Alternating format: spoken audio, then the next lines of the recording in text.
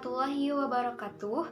Perkenalkan, nama saya Nengdini Sulastri dari kelas 12 MIPA 1. Di sini saya akan mereview novel karya Buya Hamka yang berjudul Tenggelamnya Kapal Van der Wijk.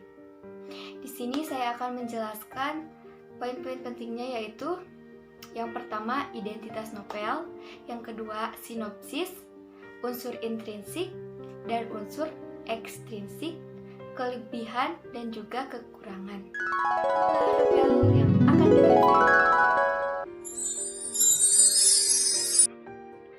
Stay tune ya teman-teman.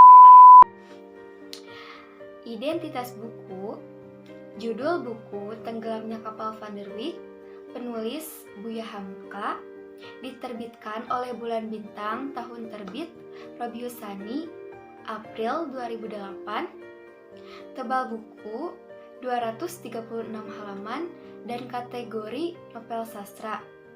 Juga diterbitkan di Jakarta. Sinopsis novel. Novel ini menceritakan sebuah cinta antara Zainuddin dan Hayati. Percintaan yang tidak lekang oleh waktu. Awal pertama, pertemuan yang tidak disengaja antara mereka berdua. Saat itu, mereka langsung jatuh cinta. Namun, keluarga Hayati menolak Zainuddin. Karena Zainuddin adalah seorang anak yatim piatu yang tidak bersuku dan tidak memiliki adat. Sementara Hayati adalah gadis cantik yang bersuku dan beradat dan juga dikagumi banyak pria. Namun, Hayati dan Zainuddin ini saling mencintai. Mereka sering mengirim bertukar surat. Seiring berjalannya waktu, Hayati dan Zainuddin harus berpisah. Zainuddin harus pergi dari kampung Hayati ke Padang Panjang. Namun, saat pertemuan mereka kembali, saat di pasar malam, Zainuddin melihat Hayati bersama seorang pria. Ternyata pria itu adalah kakak dari sahabat Hayati yang bernama Khadijah. Ia adalah Aziz. Ia juga seperti tertarik kepada Hayati.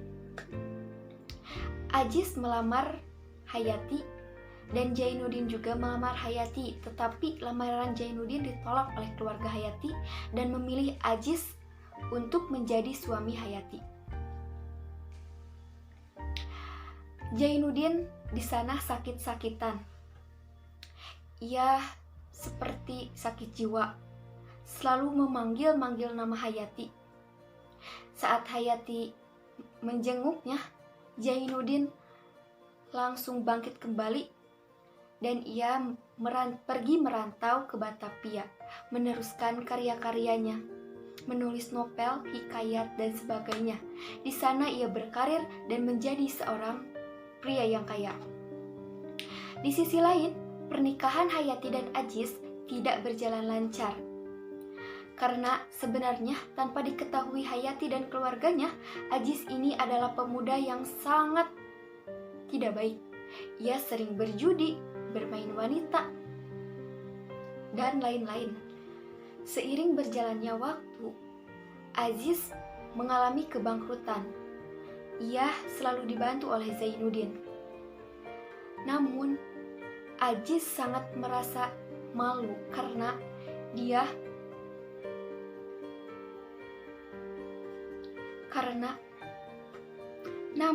Aziz merasa malu karena dulu ia pernah berbuat jahat kepada Zainuddin dan mengambil Hayati dari tangannya. Lalu Aziz pun bunuh diri. Ia membuat surat untuk Zainuddin yang isinya Aziz menyerahkan Hayati kepada Zainuddin dan menceraikannya. Hayati ingin kembali kepada Zainuddin, namun Zainuddin menolaknya karena ingin membalaskan dendamnya yang terdahulu. Zainuddin menyuruh Hayati untuk pergi ke kampungnya, menaiki kapal Van der Wijk. Namun naasnya, Kapal Van der Wijk yang dinaiki oleh Hayati tenggelam. Ia bisa diselamatkan, namun saat di rumah sakit, Hayati meninggal dunia. Dan Zainuddin pun jatuh sakit. Tak lama kemudian ia pun meninggal dan dimakamkan di dekat makam Hayati. Zainuddin meninggalkan hartanya yang sangat melimpah dan karya-karyanya yang sangat luar biasa. Unsur intrinsik. Tema pada roman ini yaitu percintaan yang mengisahkan cinta tak sampai antara Zainuddin dan Hayati.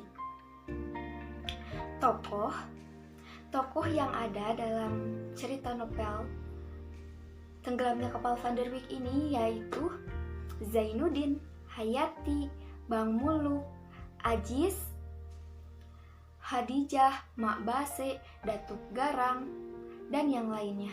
Latar yang ada di dalam novel ini yaitu di Makassar, Padang Panjang, Batipuh, Surabaya, Pelabuhan Tanjung Priuk, dan Lampung. Sudut pandang yang digunakan pengarang dalam novel ini yaitu sudut pandang orang ketiga. Gaya penulisan yang digunakan dalam novel ini yaitu menggunakan bahasa Melayu. Amanat dalam novel ini adalah tetap sabar dalam menghadapi segala cobaan dan tantangan yang sedang kau jalani. Teruslah berjalan dan yakinlah kamu pasti bisa. Cinta membutakan segalanya, namun cinta juga bisa membangkitkan perjuangan. Unsur ekstrinsik. Nilai keagamaan. Nilai keagamaan dalam novel ini yaitu kita selalu mengingat kepada Tuhan Yang Maha Esa, selalu berdoa dan mengadu kepadanya. Nilai budaya. Jangan memandang rendah adat dan suku orang lain, karena belum tentu adat dan suku kita lebih baik. Nilai politik. Siapa yang kaya dan bersuku, ia berhak memutuskan dan berkuasa. Kelebihan dari novel ini yaitu mengajarkan kita untuk selalu sabar, dan novel ini sangat menyentuh hati. Di dalamnya juga banyak surat-surat yang sangat menyentuh hati, kata-katanya yang sangat menyentuh hati antara Zainuddin dan Hayati misalnya. Pokoknya novel ini sangat menginspirasi, kalian harus baca, jangan lupa. Cukup sekian novel yang saya resensi. Terima kasih banyak. Wassalamualaikum warahmatullahi wabarakatuh.